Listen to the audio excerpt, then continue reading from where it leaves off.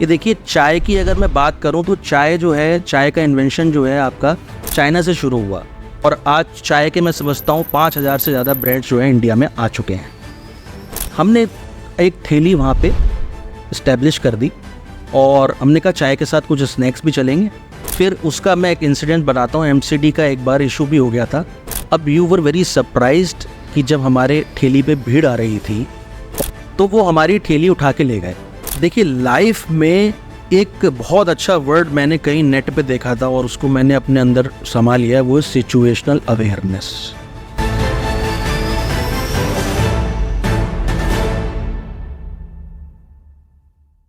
Welcome to live talks with sir Sahyog technologies. आज ये बिस्टेक पे चर्चा के साथ साथ चाय पे चर्चा का एपिसोड भी है। And what a pleasant day to have Chai Calling with us, जब बाहर बारिश का मौसम है, पूरा शहर बरेली का बाहर चाय पकौड़े का आनंद उठा रहा है। And we would like to welcome mister Pramit from Chai Calling. नमस्कार जी। नमस्ते सर। आज का दिन आपका कैसा चल रहा है? बहुत शानदार दिन जा रहा है। बहुत गर्मी के बाद एक चाय का मौसम निकल के आया है। गर्मी में थोड़ी चाय की सेल भी कम हो जाती है, तो चाय का जो सीज़न निकल के आया है अब ये मॉनसून में बहुत ज़्यादा फ्लरिश करेगा। और अभी चुनाव का भी सीज़न निकल के गया था, तो चाय पे चर्चा तो बहुत जगह हुई है और आज हम लोग की है। बिल्कुल सर, अब एक चीज़ जो हम समझना चाहते हैं, कनेक्शन समझना चाहते हैं चाय का, बारिश की जो मीठी मीठी खुशबू होती है मिट्टी की उसका, और पकौड़े का, इस कॉम्बिनेशन का कनेक्शन आप प्लीज़ हमें थोड़ा समझाइए। ये देखिए, चाय की अगर मैं बात करूं तो चाय जो है, चाय का इन्वेंशन जो है आपका चाइना से शुरू हुआ। बहुत पहले एम्परर थे, उन्होंने, उनकी हेल्थ थोड़ी डिटोरिएट हो रही थी, तो फिर उसके बाद उन्होंने कुछ हर्ब्स जो हैं पानी में गिर गई, तो वहाँ से चाय का चलन शुरू हुआ। तो यहाँ पे इंडिया में जो है, जो अंग्रेज़ जो है ये चाय लेके आए हमारे लिए बेसिकली, क्योंकि वो ठंडे देशों से थे तो उन्हें गर्माहट चाहिए होती थी। तो ये दार्जिलिंग की साइड, असम की साइड इन्होंने चाय का प्रोडक्शन शुरू किया। चाइना से कॉपी करके उनका कोई आदमी गया था, वहाँ से लेके आया। तो धीरे धीरे करके इंडिपेंडेंस से पहले जो चाय जो है स्टेशंस पे और ये सब कल्चर बहुत ज़्यादा यहाँ इंडिया में शुरू हुआ। लेकिन जैसे हम इंडियंस को आदत है हर चीज़ में अपने मसाले डालने की और दूध डालने की, तो हमने उस चीज़ को ब्यूटीफाई किया, उसको अपने हिसाब से यहाँ ढाला। और चाय जो दूध वाली चाय है, मसाला वाली चाय है, अदरक इलायची वाली चाय है, ये शहर शहर गांव हर जगह पहुंच गई। और इतना पहुंच गई कि आज के माने हमारा तो व्यापारी इस पे पूरा बन गया। और आज चाय के मैं समझता हूँ 5000 से ज़्यादा ब्रांड्स जो है इंडिया में आ चुके हैं।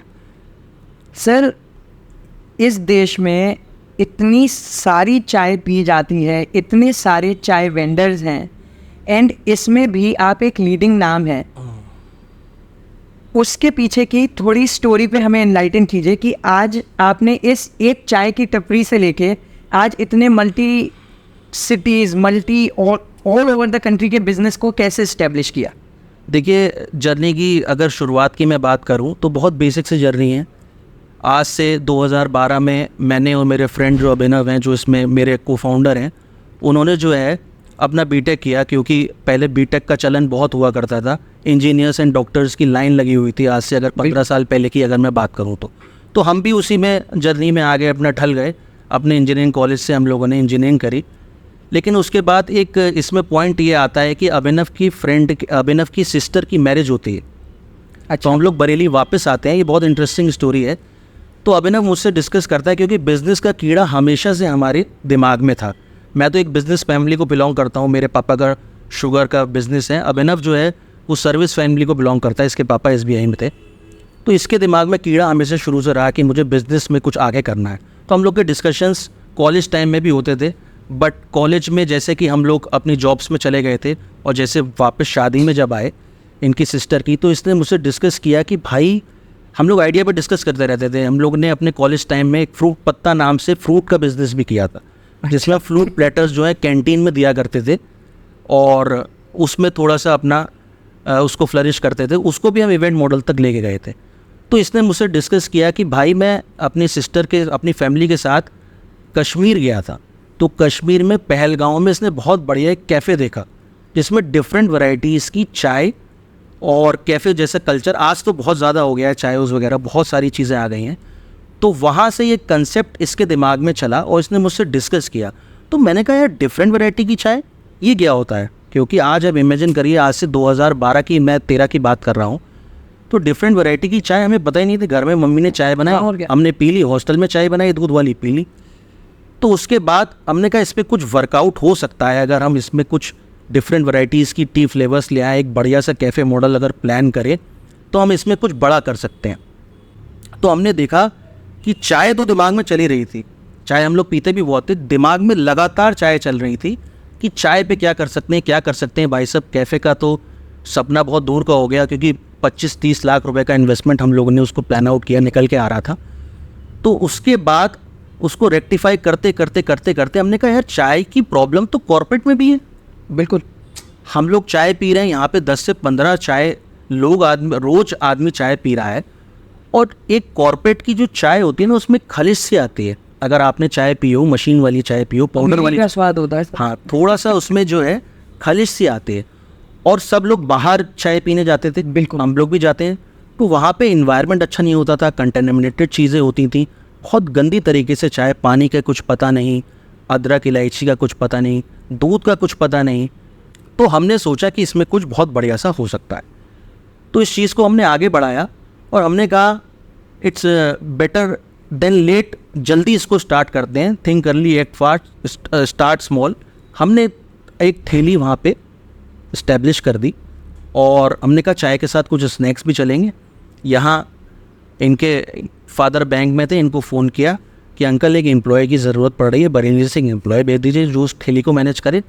और आफ्टर आवर जॉब्स या ब्रेक्स में हम लोग अपने कॉर्पोरेट से जल्दी से लंच फिनिश किया, हम लोग के ऑफिसेस पास में ही थे, तो हम उस ठेली पे पहुंच जाते थे और ये सैंडविचेस बनाता था, मैं उसमें चाय बनाता था और लड़का उसको मैनेज करता था।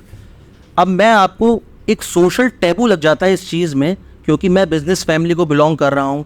ये जो है एक, इसके पापा एक अच्छी पोस्ट पे मैनेजर SBI में मेन ब्रांच में थे, तो एक सोशल टैबू लग जाता है बहुत। लेकिन हम इतने ज़्यादा एंग्रॉस थे अपने एक्टिविटीज़ करने में, बहुत ज़्यादा यंग उम्र थी, 22-23 साल के हम लोग रहे होंगे उस टाइम पे, तो हमने उस चीज़ को स्टार्ट किया।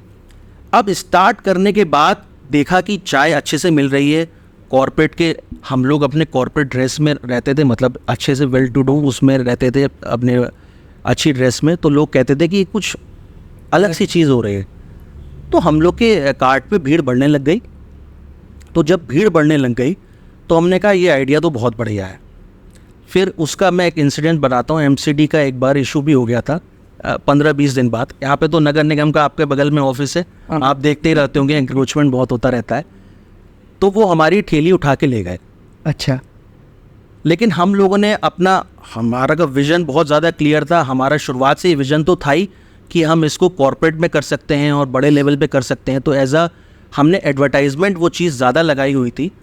उसी दौरान हमने कहा कि आइडिया बहुत आगे जाएगा, क्योंकि भीड़ जब बताती है, भीड़ तंत्र जब चलता है, आज भी आप देख रहे हैं, आज तो वायरलिटी का बहुत कंसेप्ट आ गया है, हर अगले दिन जो है चीज़ वायरल हो जाती है। बिल्कुल। और आदमी बहुत आगे बढ़ जाता है। तो लेकिन उन दिनों वो चीज़ नहीं हुआ करती थी। लेकिन लोगों से अप्रिसिएशन बहुत मिला, सैंडविचेस को बहुत अप्रिशिएट किया। एंड सैंडविचेस वो वाले सैंडविचेस नहीं थे जो आजकल हम लोग मेयोनीज वगैरह वाले खा रहे हैं, वो घर वाले जो हम लोग बचपन में खाते थे, आलू वाले सैंडविच, मसालेदार आलू होते थे और चटनी के साथ और सॉस के साथ। तो सेक्टर 16 में बहुत अच्छा हमें रिस्पॉन्स मिला। हमने कहा, हालांकि हमारी ठेली उठ गई, थोड़े टाइम के लिए हमारा बिजनेस भी डिस्टर्ब रहा, but we were quite sure कि इसमें बहुत कुछ आगे हो सकता है और हम उस चीज़ में आगे बढ़े। अब सर, जब वो ठेली उठी, राइट, उस समय आपको कैसा फील हुआ? डिड इट फील लाइक कि सब कुछ चला गया यार, 2 लाख रुपए थे, 2 लाख रुपए कमाए, या फिर इट वाज लाइक कि इट्स अ रीजन कि अब इसको आगे बढ़ाने का मौका है, शायद ठेली 2 जगह लगानी पड़ेगी? देखिए, मैं आपको बता रहा हूँ, उसमें हमारा जो मनोस्थिति थी वो और ज़्यादा निखर के आई। हमने कहा यार, हमने ऐसा क्या काम कर दिया कि भीड़ें लग रही हैं। आज आप देखते होंगे वड़ा पाव वाले गल की जो ठेली उठी थी, वैसे ही कुछ इंसिडेंट था और न्यूज़पेपर में भी खूब वो चीज़ आई थी। तो वो चीज़ हुई थी, लेकिन उसने हमारे आइडिएशन को और ज़्यादा स्ट्रॉन्ग किया। और सबसे बड़ी बात ये रही कि हमने आइडिया को ऑन पेपर पे नहीं किया, हमने उसको इम्प्लीमेंट किया, एग्जीक्यूट किया। बहुत सारे आइडियाज़ लोगों के दिमाग में रह जाते हैं, वो निकल के नहीं आ पाते, तो उस चीज़ को एग्जीक्यूट करना बहुत ज़्यादा ज़रूरी है। और उसी टाइम पीरियड पे हमने अपने ब्रांड का नाम, आज से 10-12 साल पहले, 10 साल पहले, चाय कॉलिंग सोचा। उसकी भी बहुत इंटरेस्टिंग स्टोरी है। सर जब स्टोरी इंटरेस्टिंग है, पॉडकास्ट इतनी बढ़िया चली है, तो आप कंटिन्यू रखिए। और चाय कॉलिंग की कॉलिंग आपको कैसे ही बताइए? हम लोग बहुत सारे नाम के बारे में सोच रहे थे। हमने ये कहा कि इसका जो प्रीफिक्स रहेगा वो तो चाय ही रहेगा, क्योंकि वो लोगों को अट्रैक्ट करेगा। उसके आगे पीछे की स्टोरीज हम सोच रहे थे कि क्या रखें नाम में। चाय दरबार रखें, चाय टपरी रखें, चाय स्टोरी रखें, बहुत सारे नाम हमारे दिमाग में आए। आज तो बहुत ज़्यादा नाम उसमें से रजिस्टर भी हो गए हैं, सब हमारी 10 साल पहले नोटबुक में कहीं ना कहीं लिखे होंगे। उसमें भी हम ट्रेडमार्क ना ले लेते। तो होता क्या है कि एकदम से मेरे दिमाग में क्लिक किया, मैंने अभिनव से कहा कि कॉलिंग नाम रखते हैं यार। तो उसने कहा कॉलिंग क्यों रखते हैं? मैंने कहा देखो, एक तो चाय के साथ ये अच्छा सा अटैच भी हो रहा है, और इससे दो बातें निकल के आती हैं। एक तो हमने कहा कि बिज़नेस में चाय का भी काम कर रहे हैं, चाय का जो बिज़नेस है उसमें सप्लाई भी बहुत होती है, क्योंकि छोटू चाय ले आना, बिल्कुल ऑफिसेज में हर आदमी का चाय डेस्क पे उसे चाय चाहिए होती है। तो ये सारी चीज़ें हमारे दिमाग में चल रही थी। तो मैंने कहा इससे दो चीज़ें निकल के आएंगी।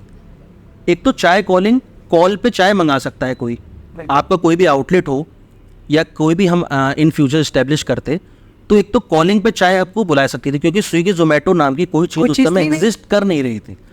तो उस समय डिलीवरी एक हिसाब से देना अपने आप में एक बहुत बड़ी चीज़ हुआ करती थी, बिल्कुल, कि फूड की डिलीवरी हो रही है उस आउटलेट से, तो अपने आप में उस आउटलेट की बहुत ऑथेंटिसिटी और उसकी पब्लिसिटी हो जाया करती थी।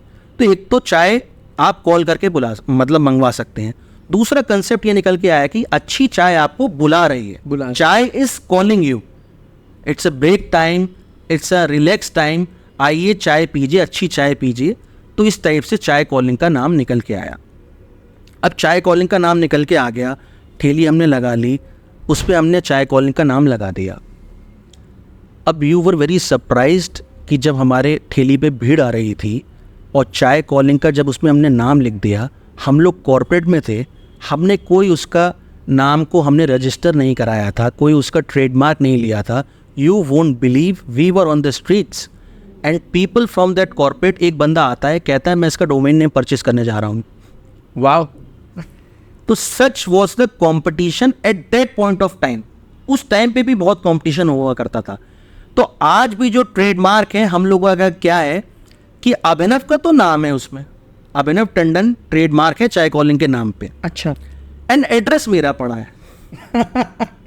उस टाइम जो भी दिमाग में आया कि जल्दी से जल्दी हम लोग ने किया, तो ऐसे हमने उसका चाय कॉलिंग का ट्रेडमार्क लिया। मैंने कहा गॉड इज़ विद अस, हर चीज़ मतलब बढ़िया बढ़िया होती चली जा रही है। लोग हमें आके बता रहे हैं कि इसका ट्रेडमार्क जल्दी से लो, इस चीज़ में बहुत दम है, ये आगे तो ज़रूर जाएगी, इसको कोई रोक नहीं पाएगा।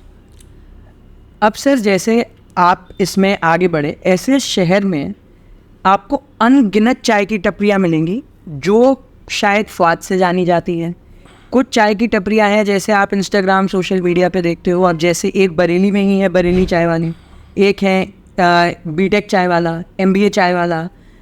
इन लोगों से जब ये सोशल मीडिया पे इतना आगे बढ़ते हैं, वो करते हैं, तो आपको मोटिवेशन मिलती है या आपको पुश मिलता है कि हमने जो विज़न देखा था वो साकार हो रहा है, या आपको फील होता है कि यार हमारे लिए बहुत ज़्यादा कंपटीशन है? देखिए, इसमें दो तरीके की चीज़ है, तो जो 2019 के बाद से मैंने एनालाइज़ करी है, जब से सोशल मीडिया बहुत ज़्यादा स्ट्रॉन्ग हो गया है। सोशल मीडिया पे देखिए क्या होता है, एकदम से चीज़ बहुत ज़्यादा उठ जाती है, वायरल हो जाती है, और जब वो चीज़ वायरल होती है तो आदमी को होश नहीं होता मैं कहाँ पहुँच गया, ठीक है ना। तो उसमें एकदम से गो विद द फ्लो वाली बात हो जाती है। जैसे आप बात कर रहे हैं बरेली चाय वाली और ये सब जो भी आपने ब्रांड्स की बात करे, तो मैं चाहूँगा कि इन लोग के भी विज़न और मिशन इतने ज़्यादा स्ट्रॉन्ग हो कि इनको आगे उस चीज़ को कैसे ले जाना है। वैसे एमबीए चाय वाला ने बहुत हद तक उस चीज़ को कैपिटलाइज करने की कोशिश करी, बट कहीं ना कहीं वो प्लान में फेल हो गए कि उनका बिजनेस मॉडल में रेट्स बहुत ज़्यादा थे और उस हिसाब से उनकी फ्रेंचाइजीज़ को रिटर्न नहीं आ रहे थे। बिल्कुल। लेकिन फिर भी मैं कहूँगा कि कुछ हद तक वो मिशन और विजन करने में आपने आगे रहे। जैसे मैं अब आज वड़ा पाव गर्ल बहुत ज़्यादा फेमस हो रही है, बिल्कुल ठीक है ना, वो भी उस चीज़ पे जा रही है, लेकिन हो क्या रहा है, अब वड़ा पाव से उनका डिस्ट्रैक्शन हो रहा है, वो सोशल मीडिया के थ्रू एक इन्फ्लुएंसर बन रहे हैं, और आगे जो है उनकी कंपनी का क्या होगा, पहली बात कंपनी बनी ना बनी वो मुझे नहीं पता, लेकिन कहीं ना कहीं वो चीज़ पीछे हो जाती है। जैसे आपकी मैं बात करूं सार्थक जी, आप यूएस में थे, आप वहाँ से एक मिशन और विजन लेके आए और आप आज सोशल मीडिया के क्षेत्र में बहुत तरक्की कर रहे हैं, आप बहुत आगे बढ़ रहे हैं, एक चीज़ को लेके चल रहे हैं, अपनी टीम को लेके चल रहे हैं, अपने कंसेप्ट को आगे बढ़ा रहे हैं, तो कहीं ना कहीं अगर सार्थक जी आगे बढ़ेंगे तो आपका पीछे ब्रांड भी आगे बढ़ना चाहिए। लोगों के साथ ये हो रहा है कि लोग तो बहुत आगे बढ़ जा रहे हैं, आज MBA चाय वाले का तो बहुत नाम है, बट व्हाट अबाउट इस कंपनी पीछे होती चली जा रही है। तो ये जो चीज़ है ये बहुत ज़्यादा माइंड में रखने की ज़रूरत है कि भाई सार्थक कहीं इतना आगे ना बढ़ जाए कि सहयोग टेक्नोलॉजी पीछे रह जाए। बिल्कुल, तो ये हमें दिमाग में हमेशा हमने क्लैरिटी ऑफ थॉट रखा कि मैं और अभिनव कहीं इतने आगे ना निकल जाएं या पीछे ना रह जाएं कि हमारी कंपनी आगे ना पीछे ना चली जाए। अगर बिजनेस में आप सार्थक जी या मैं किसी भी बिजनेस की बात करता हूँ, अगर किसी को आगे भी बढ़ना है, जैसे अपने को इस बिजनेस से एग्जिट भी लेना है, तो मैं कंपनी को एक तरीके से पैरों पे खड़ा करके जाऊं। बिल्कुल, वो कंपनी अपने आप में इतनी ज़्यादा आगे बढ़ने की सक्षमता रखती हो कि वो आगे बढ़ जाए। जिस तरीके से हम एंटरप्रेन्योर्स अपनी कंपनी को देखते हैं, हम बिल्कुल बच्चे की तरह देखते हैं। बिल्कुल बच्चे की तरह। तो आजकल जो एंटरप्रेन्योरशिप ट्रेंड्स वेस्ट से आ रहे हैं, उसमें यह है फंडिंग उठाओ, पैसा लगाओ, फिर उससे वैल्यूएशन बढ़ाओ, फिर फंडिंग उठाओ, फिर पैसा लगाओ, फिर वैल्यूएशन बढ़ाओ। और जो हमारे एज अ अग्रवाल फैमिली से मैं आता हूँ, बनिया फैमिली से, हमें वो है जो किताब में लिख गया वो ही तुम्हारा पैसा अंदर आया है, बाकी सब हवा की बात है। तो इस कॉन्सेप्ट के बारे में और बताइए, आप इतने साल से इंडस्ट्री में हैं, आपको कैसे ये ट्रांजिशन मॉडल लगता है? जैसे उसको जो आपने बताया किताब में लिखे उसको कहते हैं बही खाता। आज भी जो आज 10-12 साल पहले हमने अपनी सेल्स फिगर्स लिखी हुई हैं वो कहीं ना कहीं हमारे ऑफिस में रिफ्लेक्ट कर रही हैं। बिल्कुल।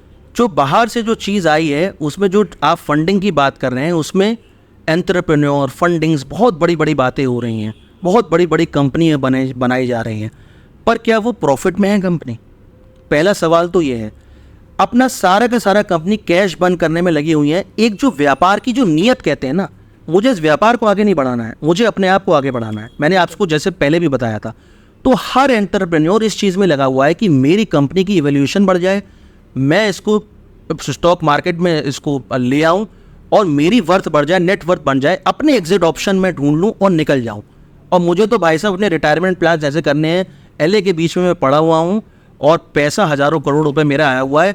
आज से अगर 20-25 साल बाद उस कंपनी का नाम देखेंगे तो वो कंपनी पे इतने ज़्यादा लोन हो रखे होंगे, हज़ारों करोड़ वो कंपनी पीछे हो रखी होगी। तो व्यापार ऐसा नहीं है, व्यापार का कुरुक्षेत्र है अपने कस्टमर का ध्यान रखना, और व्यापार का कुरुक्षेत्र है पैसा कमाना। अगर 10 रुपये की आपने सेल करी है तो 2 रुपये आप अपना प्रॉफिट रखिए, 2 रुपये कंपनी में बाद में लगाइए और 5 रुपये आपने अपने उसमें लगाए प्रॉफिट मार्जिन के अंदर।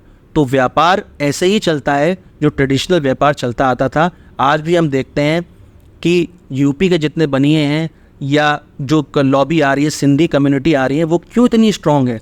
आज भी हमारी माताएं और बहनें जो हैं सोना बचा के रखती हैं जिससे परिवार के बुरे वक्त में काम आएगा।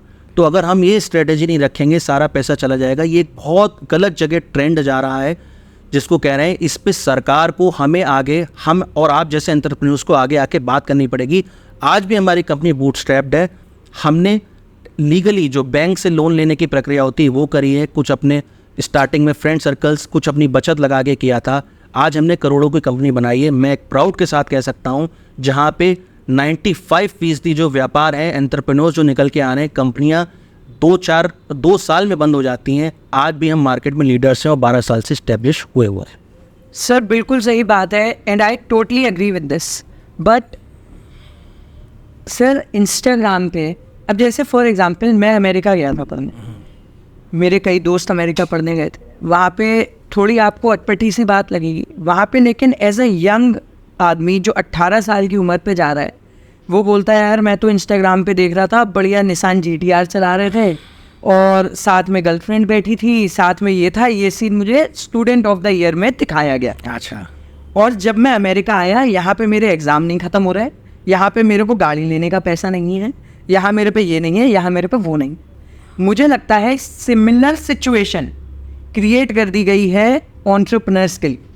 दूर से देखने में सबको इतनी रिस्कलेस, इतनी जॉब से अच्छी लाइमलाइट दिखाई जा रही है कि हर आदमी एंटरप्रेन्योर बनने के लिए रेडी है।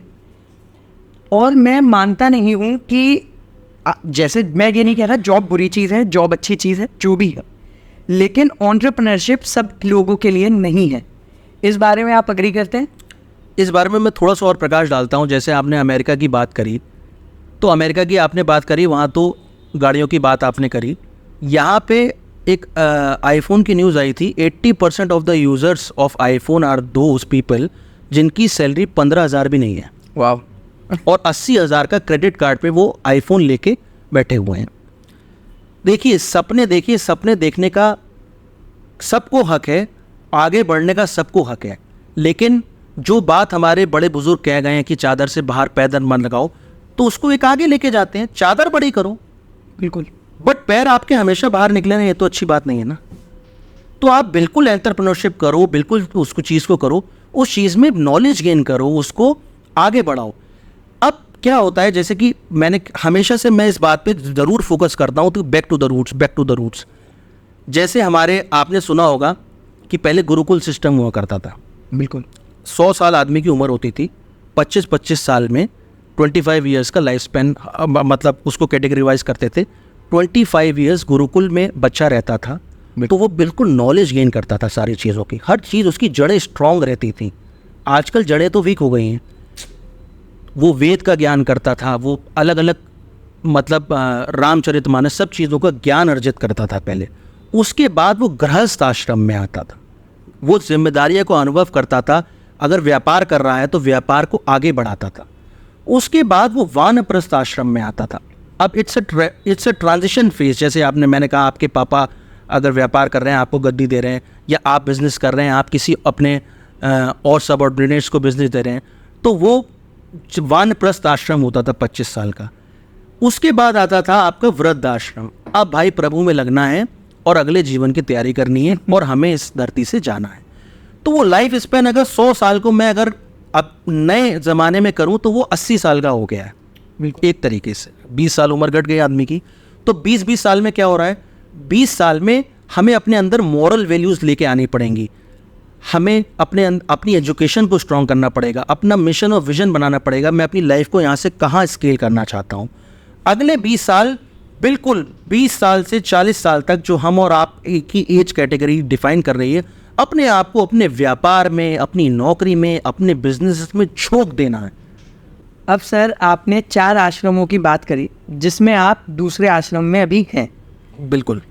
अभी तक आपके 2 आश्रम रहे हैं और दोनों में आपके कंपेनियन मिस्टर अभिनव रहे हैं। बिल्कुल बिल्कुल। तो अब आप ये बताइए, उनका साथ इन दोनों आश्रम को बिताने का आपका एक्सपीरियंस कैसा रहा है? देखिए, मैं ऐसा मानता हूँ कुछ चीज़ें डेस्टिन्ड होती है लाइफ में, बल्कि मैं तो ये मानता हूँ कि हर चीज़ ही डेस्टिनी है लाइफ में। हर चीज़, एवरीथिंग। आपका जन्म कहाँ होना था आपको नहीं पता, किस परिवार में आओ किसी को पता। मैं जो हूँ मेरे को नहीं पता, मेरी हाइट क्या रहेगी मुझे नहीं पता, मेरा कॉम्प्लेक्शन क्या रहेगा मुझे नहीं पता। बिल्कुल कोई भी चीज़ निश्चित नहीं होती, और बचपन की दोस्ती ऐसी होती है, वो डेस्टिन्ड होती है। इस समय मैं अगर किसी से फ्रेंडशिप करूंगा, हो सकता है मेरा उसमें कुछ स्वार्थ छुपा हो, बिल्कुल वो आ ही जाएगा स्वार्थ। बिल्कुल। लेकिन बचपन में हम लोग एनसी क्लास से फ्रेंड्स रहे हैं, उसमें तो कोई स्वार्थ ही नहीं हो सकता। आज हमारी दोस्ती को 25 साल हो गए, 25 साल क्यों, बल्कि मैं कह रहा हूँ 28 से 30 साल हो गए होंगे जब से हमने एक दूसरे को जाना होगा। घर भी हम लोग के पास थे। तो ये चीज़ डेस्टिन्ड है, इसमें कोई इफ एंड बट ही नहीं है।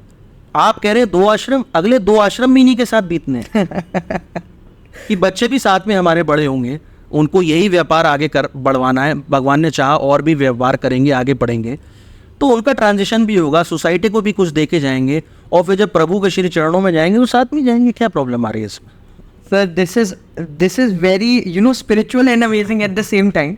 बट अब जैसे अभिनव सर, आपने बताया अलग फैमिली बैकग्राउंड से आते थे, आप अलग फैमिली बैकग्राउंड से आते थे। What do you think is a factor जिसने आपको हमेशा साथ रहने दिया, और कभी ये फील नहीं हुआ कि यार अभिनव को छोड़ो मैं अकेले करता हूँ काम? ये इसलिए फील नहीं हो पाया क्योंकि वो कहते हैं ना, जोड़ियाँ हेवन में बनती, रब ने बना दी जोड़ी, तो वही वाला हिसाब है हम लोग के साथ। हुआ क्या कि मेरा नेचर थोड़ा सा मतलब शांत प्रभाव है, मैं थोड़ा शांत रहता हूँ और उसमें तेज़ी है। व्यापार के लिए आपको दोनों चीज़ें चाहिए। बिल्कुल। कहीं आप होश भी ना खो मतलब जोश में होश भी ना खो दो, तो होश में मैं लेके आता हूँ, जोश में वो आगे चलता है। बिल्कुल। तो ये हर चीज़ में चलता है हमारे व्यापार में। कभी बहुत ज़्यादा स्ट्रॉन्ग डिसीजंस लेने होते हैं, बहुत तेज़ी में अगर कोई डिसीज़न लेना है तो वो लेता है, उन डिसीजंस को होल्ड करना है, उनको आगे बढ़ाना है, वो काम मेरा रहता है। तो ये एक जोड़ी ऐसी बन गई, एक संयोग ऐसा बन गया है जो एक बिजनेस के पर्सपेक्टिव से, एक लाइफ के पर्सपेक्टिव से बहुत अच्छा निखर के आ गया है। और सर ये जो आपने रिस्क टेकिंग एबिलिटी की बात करी है अभिनव सर के, where do you think it stems from? Abhinav की रिस्क वो बचपन से था, उसमें तेजी हर चीज़ में बचपन से ही थी। कोई भी चीज़ है इसको करना है, अच्छा, वो वाला उसका। और मैं जो हूँ उसके सारे रिस्क फैक्टर्स कवर करके चलता हूँ, तब मैं उतरता हूँ कि इसको करना है कि नहीं करना है। Do you think this is a very important skill to have, कि रिस्क लेना, पहले एग्जीक्यूशन करना? जैसे आप आजकल की तारीख में देखोगे ज़्यादातर एंटरप्रेन्योर्स क्या करते हैं, कागज़ पे अपनी R&D करते रहेंगे, वो एग्जीक्यूट होता ही नहीं है। जैसे मैं भी US से आ रहा था, बड़ा मैं भी गणित करता था कि यार क्या करना है, क्यों करना है, कैसे करना है, इंडिया जाऊंगा, होगा नहीं होगा। And then my father who was already a chartered accountant, who was already doing everything, उन्होंने कहा यार तू आ जा, सब हो जाता है, 3 साल बिजनेस को देने हैं, तू कर लेगा। नहीं, बिल्कुल सही बात है। वही वाली बात है ना, मैंने जैसे पहले कहा, think early, act fast, start small. यही फंडा, ये एक तरीके से बिजनेस का एक मंत्र है। कोई भी व्यापार कर रहे हैं, कोई भी नौकरी कर रहे हैं, ना करने से अच्छा है आप उसको करें।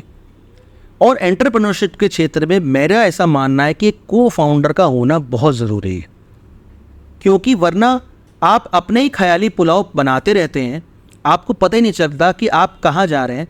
आपको लगता है कि मैं ऐसे कर दूंगा, वैसे कर दूंगा, तो कुछ काम भी डिस्ट्रीब्यूट होते हैं उसमें, कुछ मीटिंग्स भी अच्छी स्केड्यूल हो सकती हैं, कुछ आइडियाज़ का आदान प्रदान होता है।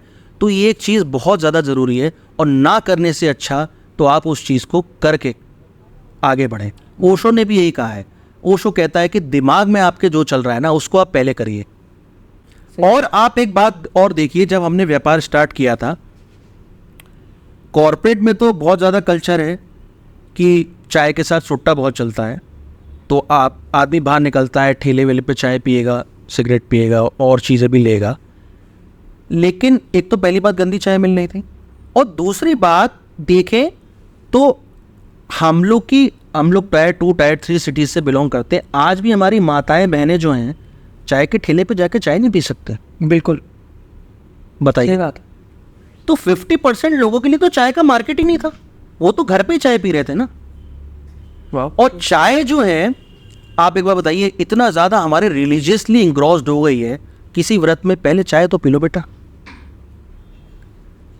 तो मतलब आप नवदुर्गा के व्रत हो, महाशिवरात्रि के व्रत हो, चाय के इतना रिलीजियसली इंग्रॉस्ड हो गई, बंदा चाय तो ज़रूर पीता है भैया। करवा चौथ के व्रत को अगर छोड़ दें, अगर लेडीज अच्छे से रख रही हो तो, आई हैव अ डाउट, लेकिन चाय आदमी व्रत में सबसे पहले चाय पीता है, सुबह से लेकर शाम तक चाय चाहिए। बिल्कुल। और 50% लोगों के लिए चाय नहीं थी। तो मैंने और अभिनव ने सबसे पहले डिस्कस किया कि अगर इसको हम एक अच्छे कंसेप्ट में ढाल सके, तो उन 50% जेंट्री के लिए हमने कुछ बढ़िया काम किया। बिल्कुल सर। अब जैसे आपने बताया, your company has been ever evolving. अभी आपने जब हमारी पॉडकास्ट में प्रीवियसली डिस्कशन में बताया कि यू स्टार्टेड फ्रॉम अ टपरी, currently you are a franchise model, जहाँ पे आप दूसरों को हेल्प कर रहे हो अपना पैसिव इनकम बिजनेस शुरू करने में। How did this transition happen? देखिए, लाइफ में एक बहुत अच्छा वर्ड मैंने कहीं नेट पे देखा था, और उसको मैंने अपने अंदर समा लिया है, वो सिचुएशनल अवेयरनेस। ये एक बहुत बड़ी चीज़ है। बिल्कुल। कोई भी आपके सामने सिचुएशन आ रही है, आप उसको कैसे लेते हो, ये बहुत चीज़ डिपेंड करती है कि आप कैसे आगे जाओगे। जैसे मैंने कहा, लाइफ प्रीडिस्टिन्ड है, आपके पास इवेंट्स आते चले जाएंगी, अपॉर्चुनिटीज़ आती चली जाएंगी, लेकिन उस सिचुएशन में आप अवेयरनेस दिखा के, पहली बात तो कैसे रिएक्ट कर रहे हो, वो एक अलग चीज़ होती है। कैसे आप उसको रिस्पॉन्ड कर रहे हो, रिस्पॉन्ड में आपने उसको थॉट प्रोसेस दिया, फिर आपने एक्शन लिया, ये बहुत ज़रूरी है। तो ऐसा नहीं है अप्स एंड डाउन्स हमारे बिजनेसेस में नहीं आए, लेकिन उस रोलर कोस्टर राइड में हमेशा हमने बैठ के सोचा कि सिचुएशन को कैसे हैंडल करना चाहिए, वो बहुत इंपॉर्टेंट है।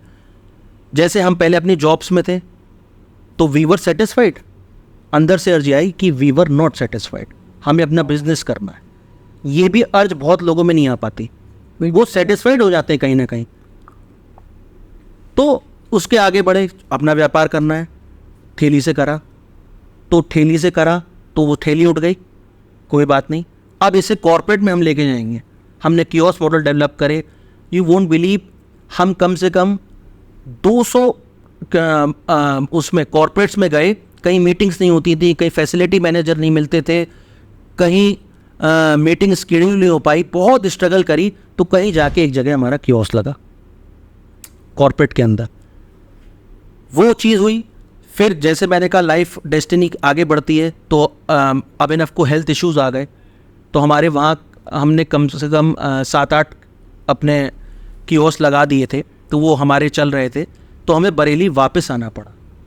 जब बरेली वापस आना पड़ा, हमें रीथिंक करना पड़ा कि हमें अपनी जॉब कब छोड़नी है, क्या हम इस बिज़नेस में स्टैब्लिश हो गए हैं। वो हमने ऐसा नहीं कि पहले दिन ठेली लगाई अगले दिन जॉब छोड़ दी, ये भी एक वाइज डिसीजन नहीं है कि आपके दिमाग में कुछ आया, आइडिया आया, भैया छोड़ो और सब कुछ यहाँ करना छोड़ दें। सही बात है। लाइफ बहुत प्रैक्टिकल चलती है।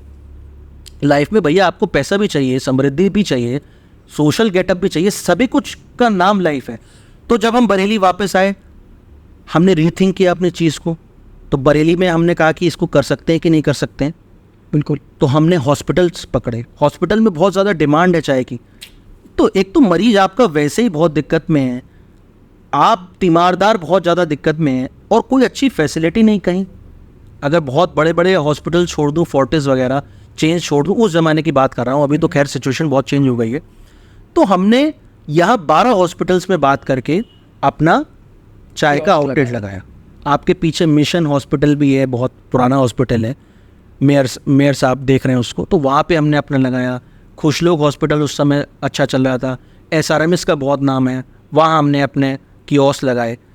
तो हमारा शुरुआत से कंपनी का मिशन विजन क्लियर था कि अच्छी चाय हमें लोगों को देनी है, और साफ़ सुथरी चाय, जिसका हमारा लाइंस भी हैं उसकी, चलो चाय हो जाए। आदमी के दिमाग में जब भी आए नाम कि चलो चाय हो जाए, बहुत कैची लाइन है, तो वो चाय आपको मिल जाए। बिल्कुल। That is very clear. आप कहीं पे भी लाइफ में हो, ये कंपनी का जो मोडस ऑपरेंडी है कि चलो चाय हो जाए, ये हमेशा चाय कॉलिंग का मेंटेन रहेगा। Now let's talk about the achievements you have had in the past, right? Or achievements that chai has had in the past. जैसे आई एम श्योर चाय में कुछ फैक्टर तो है जो वो बड़े बड़े लोग बना देती है, जैसे चाय वाले मोदी जी कहाँ से कहाँ पहुँच गए। वैसे ही कहते हैं कि चाय टपरी से, एक ठेले से शुरू होकर चाय कॉलिंग एक मल्टी करोड़ बिजनेस की, मल्टी करोड़ कैपिटल की कंपनी है।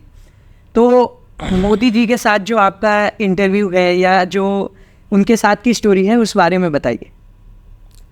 देखिए, होता क्या है, मोदी जी तो 2014 में प्रधानमंत्री बन गए, और चाय को उन्होंने इतना ज़्यादा पॉपुलराइज कर दिया कि मैं एक प्रदेश का प्रधानमंत्री बन गया। तो इस चीज़ से भी चाय का स्टेटस एक अपने आप निखर के आया। बिल्कुल।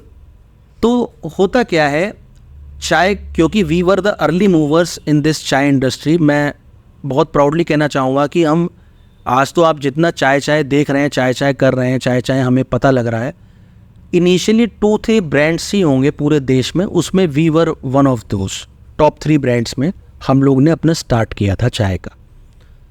तो हम लोग यहाँ पे हमने जब मिशन हॉस्पिटल में अपना आउटलेट लगाया था, तो डिफरेंट वैरायटीज़ की चाय, ये एक तरीके से पूरे मतलब एक नया कंसेप्ट था, तो लोगों को बहुत ज़्यादा अट्रैक्ट किया। हम लोग ने कॉर्पोरेट में शुरू किया, उसके बाद हमने हॉस्पिटल मॉडल में अपने आउटलेट्स करे, उसके बाद हम इवेंट इंडस्ट्री में आए। ये भी एक बहुत इंटरेस्टिंग स्टोरी है कि हम अपना बूट स्ट्रैप बिजनेस ही आगे कर रहे थे कि एक आउटलेट लगेगा, इसके थोड़े बहुत प्रॉफिट से आगे बढ़ेंगे, थोड़ी बैंक से लोन लेंगे, अपने आउटलेट्स आगे बढ़ाएंगे। इसमें और क्या किया जा सकता है, और क्या किया जा सकता है। तो जब हमारी चाय बहुत ज़्यादा अप्रिशिएट हो रही थी, तो एक बरेली के डॉक्टर हैं, उन्होंने हमें फ़ोन किया और कहा कि मेरे बेटे की शादी है और आप प्लीज़ इसमें अपना स्टॉल लगाइए। और मैंने आपकी चाय वहाँ पी थी, मिशन में पी थी, तब मेरा वो एडमिट था, और मेरा जब बहुत टफ टाइम चल रहा था, तो आपकी चाय का सहारा था।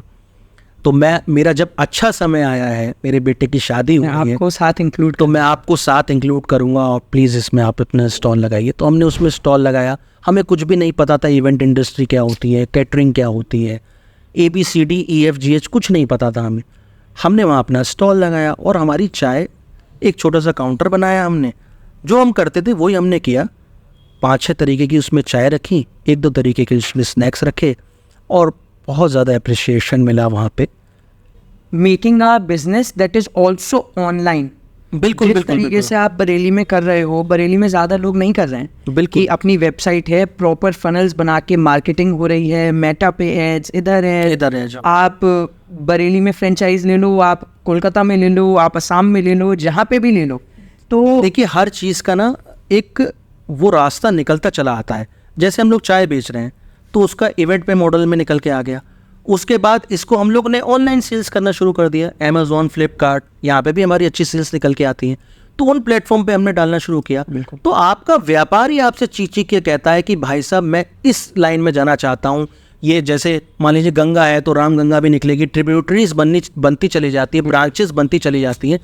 बस वो जैसे मैंने आपको बताया, सिचुएशनल अवेयरनेस, हमेशा आप एक अवेयरनेस रखिए अपने अंदर कि उस चीज़ को कैसे आगे लेके जाना है। जब टाइम ख़राब भी आता है तब भी आपको बताएगा। इतना बड़ा टाइम ख़राब आया, कोविड का टाइम पीरियड आया कि चीज़ें एकदम ख़राब होने सभी की शुरू होने लग गई। हमारे भी काफ़ी आउटलेट्स बंद हुए। ऐसा नहीं है कि हमारा कभी भी सावन का सब हरा ही हरा हुआ, बुरा भी हुआ, लेकिन तब भी हमने देखा कि अब क्या किया जा सकता है। तो बहुत इंटरेस्टिंग आपको स्टोरी बताता हूँ मैं। हमने उस दौरान अपनी कोरोटी नाम से टी लॉन्च करी। आयुर्वेदिक कोरोटी लॉन्च करी हमने उस टाइम पे, क्योंकि ना कोई वैक्सीन थी, आदमी को पता नहीं था कहाँ से कोरोना का वायरस आ रहा है, कुछ हो रहा है। तो हमने अपने अवेयरनेस प्रोग्राम्स चलाए अपने उसमें। कोरोटी मैंने और अभिनव ने अपने ऑफिस में 25 मसालों के साथ, आयुर्वेदिक मसालों के साथ उस टी का निर्माण किया कि देखा कि ये चीज़ कैसे हेल्प आउट कर सकती है। गिलोय, ये सारी चीज़ें कैसे हेल्प आउट, अश्वगंधा, बहुत सारी चीज़ें उसके अंदर डाली और उसको एक चाय का टेस्ट दिया। और ये इतना स्मार्ट है कि स्मार्ट मूव उस समय। आदमी सोचता है मैं काढ़ा पी रहा हूँ, आदमी काढ़ा नहीं पिएगा, चाय पी लेगा। चाय पी लेगा। और वहाँ पे हमने, ऐसा नहीं है, जहाँ पे कोरोना की बाद में वैक्सीन आने भी शुरू हुई तो हमने अपने प्रोग्राम चलाए। वहाँ पे हम लोग अपनी वैन्स लेके जाते थे, लोगों को फ्री में भी पैकेट प्रोवाइड किए, ऑनलाइन की उसकी सेलिंग करी। एज अ सोशल एंटरप्रेन्योर भी जिम्मेदारी बनती है कि अपने समाज की हम लोग रक्षा करें, उन्हें आगे बढ़ाएं। तो उस दौरान भी हमने कोरोटी की and it was a hit product at that time. अब सर ये हम समझे, अब आज की तारीख में लेट्स से मुझे एक फ्रेंचाइजी खोलनी है चाय कॉलिंग की, तो मुझे कितनी कैपिटल चाहिए, क्या क्या रिक्वायरमेंट्स हैं और मैं क्या आउटकम एक्सपेक्ट कर सकता हूँ? देखिए हमारा कंसेप्ट बहुत ज़्यादा सिंपल है। हमारा कंसेप्ट ये है कि हम 5 से 6 लाख रुपए अगर आपके पास हैं, जो कि आज एक बहुत आम रकम हो गई है, बिल्कुल 5 to 6 लाख का इन्वेस्टमेंट कुछ भी नहीं होता है, तो उसमें हम आपको सारा का सारा बिजनेस इस्टेब्लिश करा के देते हैं। ठीक है। उसमें बीइंग अ फ्रेंचाइजर और बीइंग अ फ्रेंचाइजी एक एग्रीमेंट होता है हमारे आपके बीच में, और उसमें हमारी जो जॉब रिस्पॉन्सिबिलिटीज़ होंगी एज अ फ्रेंचाइज़र और आपकी जो जॉब रिस्पॉन्सिबिलिटीज़ होंगी वो पहले ही प्री डिफाइंड होती हैं कि हम आपके एम्प्लॉयज़ हायर करवाएंगे, हम आपके लिए एक अच्छी लोकेशन देखेंगे, हम उसका डिज़ाइन लेआउट बनवाएंगे, आपकी शॉप पूरी बनवाएंगे। हमने एक स्टार्टर किट बना रखी है 109 आइटम्स की। आपको कुछ करने की ज़रूरत नहीं है, आपकी वो सारी चीज़ें आपके इंस्टॉल हो जाएंगी। हमारे अच्छे मैनेजर्स और हमारे ट्रेनिंग स्टाफ वहाँ जाएगा। आपका जो हायर्ड स्टाफ है हम उसको ट्रेनिंग देंगे। और हम लोग फोफो मॉडल में ऑपरेशंस करते हैं, क्योंकि हमारा ऐसा हमेशा से मानना रहा है फ्रेंचाइजी ऑपरेटेड और ऑपरेशन फ्रेंचाइजी ऑपरेटेड मॉडल, कि व्यापार आपका है, it is like my baby, जो मैंने आपको दिया है। अगर आप, नाम मेरा है, व्यापार आपका है, अगर आपका उसमें खून पसीना नहीं रखेगा तो आप बरकत उसमें नहीं आएगी। जितने भी फोको मॉडल चल रहे हैं, जितने भी बड़े बड़े लोग फोको मॉडल चला रहे हैं, मेरी उनसे ये कहने की गुजारिश है, अगर कंपनी को ही सब कुछ करना है तो आपने वो चीज़ ली क्यों अपनी लाइफ में? सिर्फ पैसा कमाने के चक्कर में? तो आप स्टॉक मार्केट में लगा दो, इन्वेस्ट कर लो, कहीं लैंड परचेज कर लो। आप एक व्यापार क्यों कर रहे हो जब व्यापार में आप अपना खून पसीना नहीं लगा सकते? तो हमारे जो ट्रेनिंग मॉड्यूल प्रोग्राम्स भी होते हैं, स्टाफ का ट्रेनिंग अलग चलता है, SOPs में, स्टैंडर्ड ऑपरेटिंग प्रोसीजर, और बीइंग अ ओनर जो आप मैनेज करेंगे दुकान में, टाइम टू टाइम आपकी ग्रूमिंग अलग चलेगी कि आपको दुकान का ऑडिट कैसे करना है, आपको अपने एम्प्लॉयज़ को कैसे एंटरटेन करना है, आपको फ्रंट एंड पे आके कस्टमर से कैसे इंटरेक्ट करना है, उनसे फीडबैक कैसे लेना है, तभी तो मज़ा आएगा ना काम का। सही बात। वरना काम करने का मज़ा नहीं है। तो फ्रेंचाइजी से भी हम उतनी ही मेहनत कराते हैं जितनी हम खुद अपने ऑफिस में बैठ के करते हैं। बिल्कुल। उनसे प्रॉपरली व्हाट्सएप ग्रुप बन जाता है, टाइम टू टाइम उनसे रिपोर्टिंग हम लोग लेते हैं, आपका आउटलेट कैसे चल रहा है, कस्टमर का फीडबैक कैसा चल रहा है, और हम लोग क्या इंट्रोड्यूस कर सकते हैं, नए कॉम्बोज क्या इंट्रोड्यूस करने हैं, टाइम टू टाइम उनको बताते रहते हैं। उनका सोशल मीडिया का प्लेटफॉर्म हम लोग हैंडल करते हैं, उनसे रेगुलर बेसिस पे फ़ोटोज़, टेस्टिमोनियल्स, वीडियोज़, क्योंकि ये सब चीज़ें आजकल बहुत ज़रूरी हो गई हैं। और उनको कोई प्रॉब्लम आ रही है बिजनेस में, वो डायरेक्ट मुझसे बात कर सकते हैं, या कंपनी में और भी लेवल्स हैं, मैनेजरियल लेवल्स, उनको एक एक मैनेजर ऑनलाइन हमने प्रोवाइड कर रखा है। 24/7 हम लोग उनको सर्विसेज प्रोवाइड करते हैं कि कहीं कोई दिक्कत नहीं आनी चाहिए। आपके लिए वो एक्सपीरियंस कैसा है? You have an opportunity, you have enough capital to go to Bangalore and open an office.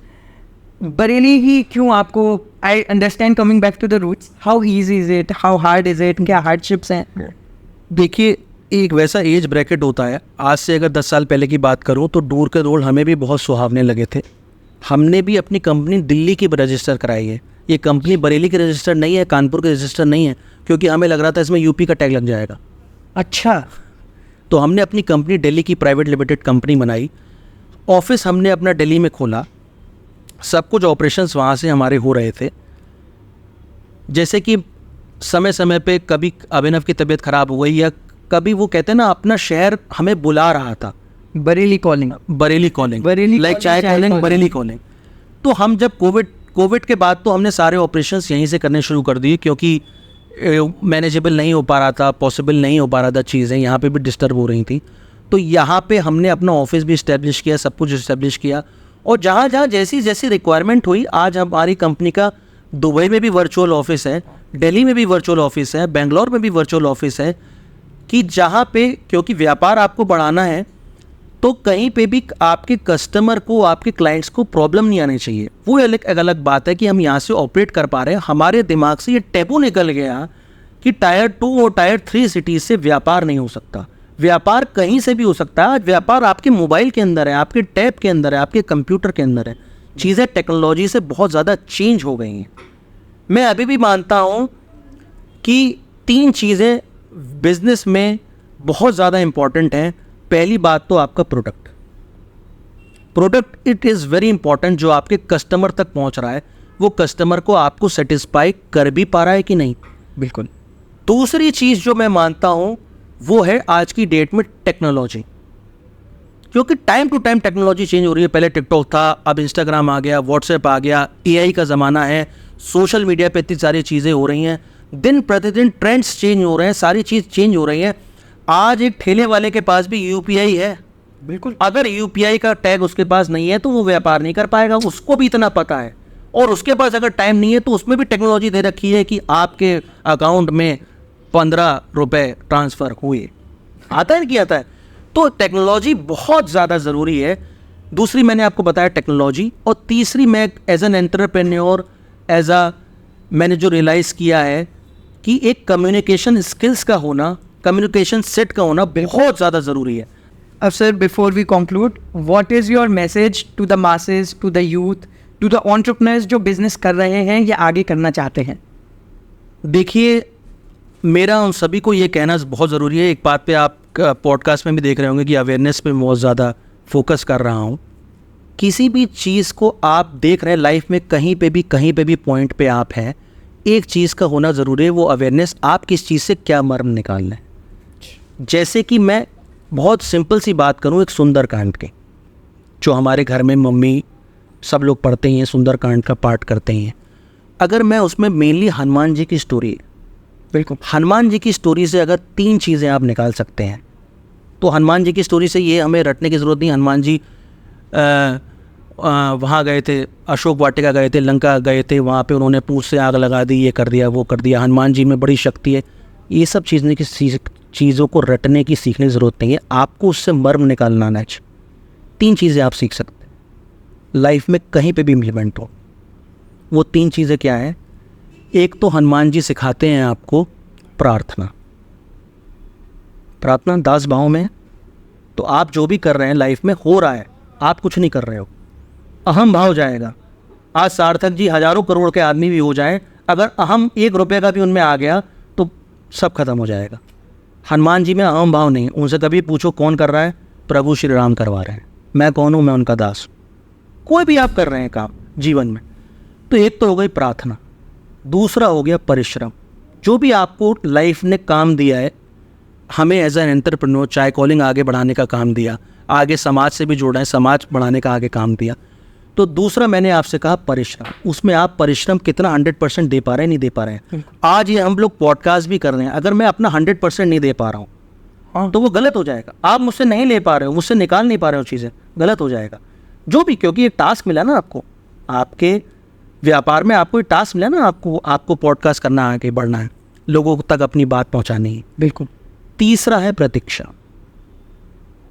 प्रतीक्षा का भाव हनुमान जी में कितना है, अभी भी वो जिंदा है, अभी भी अपने प्रभु श्री राम का वेट कर रहे हैं मिलन के बाद। हमें भी रिजल्ट्स के लिए वेट करना पड़ेगा और रिजल्ट्स को भगवान को ही समर्पित करना है और अपनी मेहनत में आगे लगे रहना है।